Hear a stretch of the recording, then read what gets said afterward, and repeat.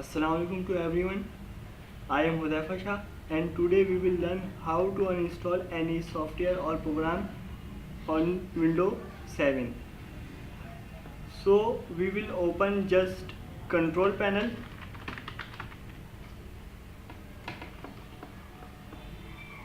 We click on control panel, programs, and now we open programs and features.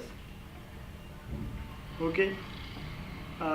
If we want to uninstall GOM Player Plus, then GOM Player Plus, I will open this and we simply click on uninstall.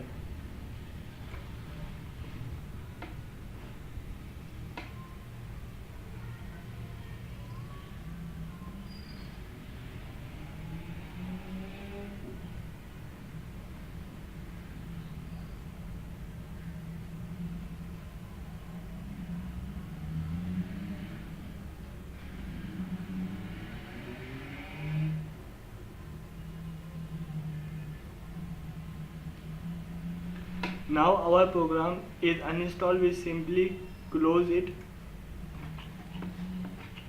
and then we can see. Now we can also click here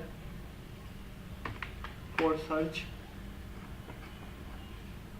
We are not find any GOM Player Plus. Thanks for watching.